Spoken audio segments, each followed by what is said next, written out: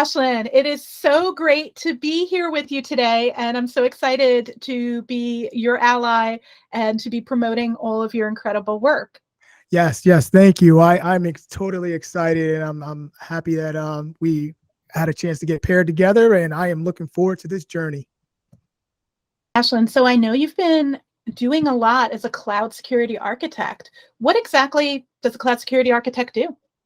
So, cloud security architect, excuse me, is definitely a field where it's you're in charge of the security in the cloud. Basically, as the companies are moving more and more towards the cloud, of course, you have to imagine that the security part of their securing their data, securing their vital information is key.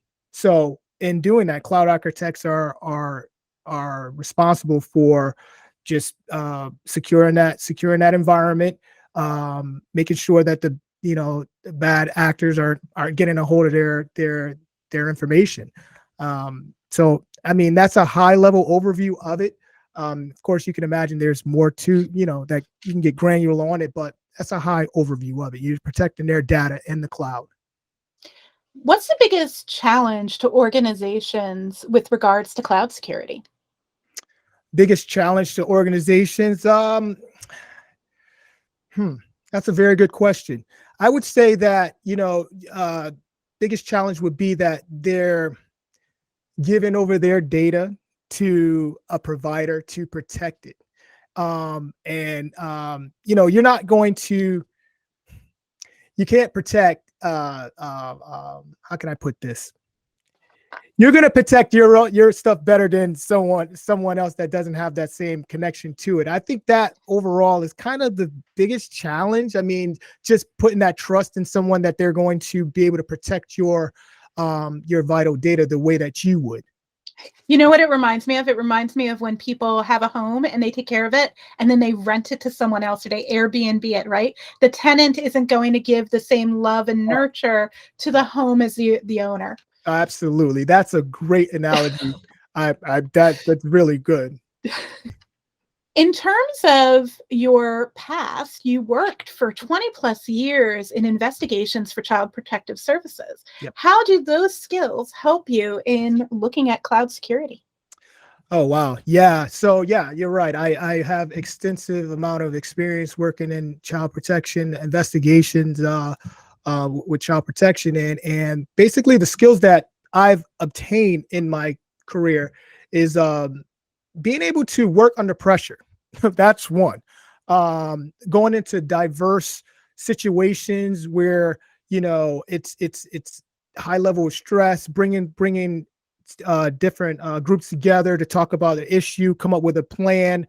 Um, um, I have to secure vital information from clients. I have to develop documents for court, testify, just a whole gamut of things. I think that the biggest the best skill that I think I've obtained is being able to communicate.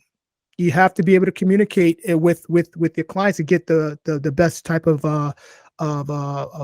options and solutions that's possible. And you have to do this under a very short time span. So it's like, where most people would go in and, you see, the room on fire and they just melt. I'm going in like, okay, time to switch on that light and let's just go at this and get this going here and get the best outcome we can for this. You know, Ashlyn, coming from my background in digital forensics, all I see when I see somebody who has cloud security architecture plus 20 years in investigative experience, all the soft skills you described, right. I see somebody who would make a fantastic incident responder, combining those skills. And again, I'm coming from the DFIR background. Mm-hmm. What are your thoughts about potentially looking into roles in incident response? Yeah. So, in talking with many different individuals, such as yourself, in regards to the incident response, I think it would be a perfect blend.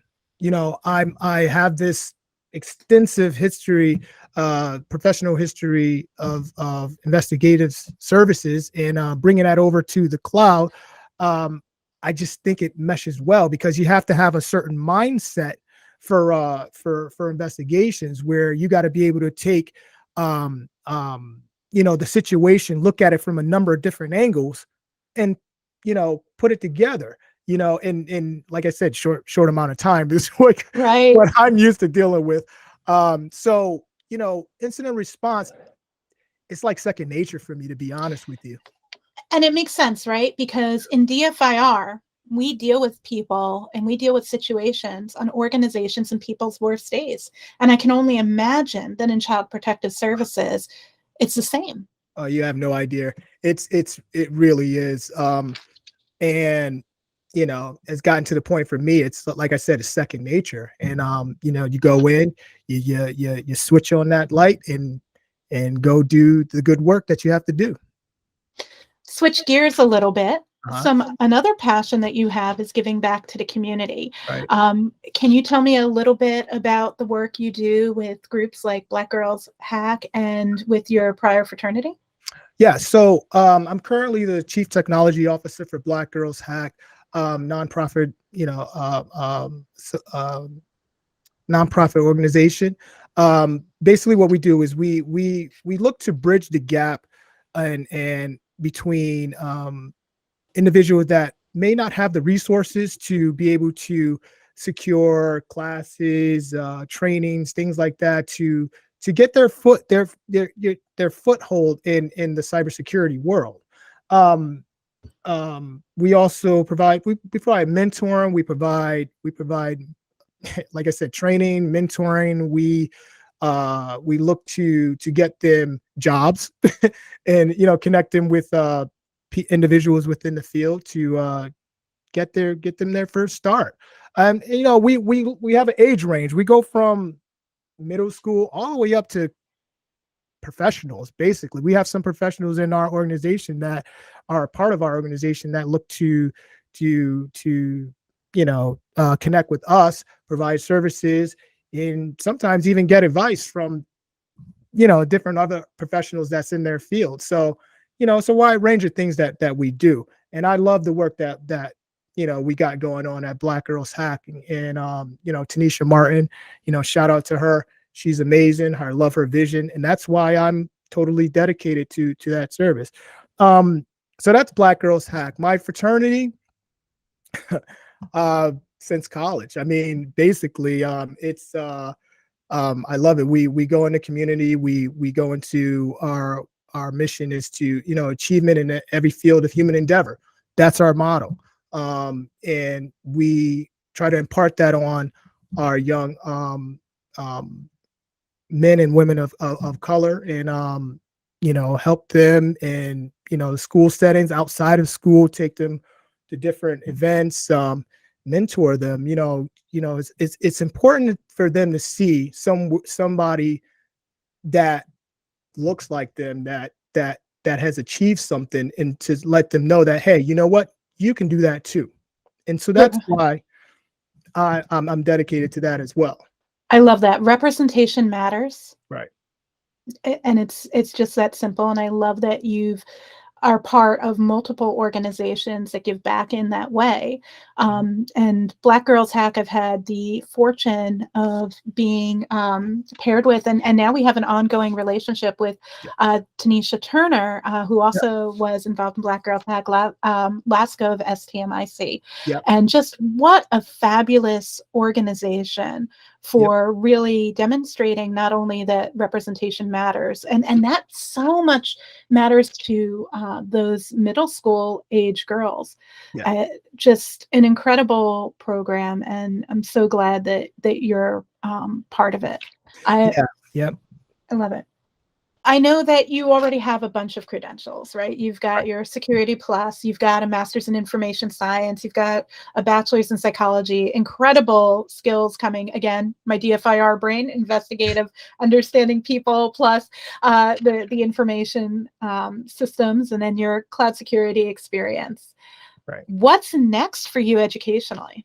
So currently, I'm studying for my AWS Solutions Architect Associate certification. So I'll be taking that with probably within a few weeks or so. Then it's on to the CISSP, which is, as we all know, like the holy grail of certification. So that's on my immediate future of certifications that I'm looking to take at this point.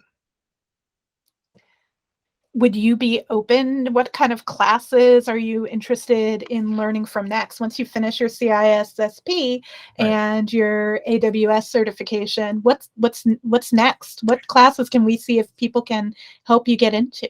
I would love to take a course in the cloud incident response. I mean, that is definitely piqued my interest, and I would really like to see what that's all about in terms of a certification and taking that class. As you could tell, I love learning. I would consider myself a lifelong learner. Even I get woken up at night, my mind just going a mile a minute, and it's like, you just I wonder about this. Get on Google, look, that sort of thing. But so I love to learn, and like I said, I would love to, if I can, get a class in incident response, cloud incident response. Wow. So shout out to SANS4509. That's their cloud security incident response, their cloud incident response course. So David Cowan and Megan Rohde expect to be tagged in this video. Let's see if we can get Alshlon a sponsorship for your course. I would love that. Thank you. Yes, please. To this share the mic in cyber, I've met some great people, and I just look forward to this. This is great. I love the platform. I love what you guys are doing, and yeah, let's get this going. Share the mic in cyber. Yes. Give Alshlon a follow.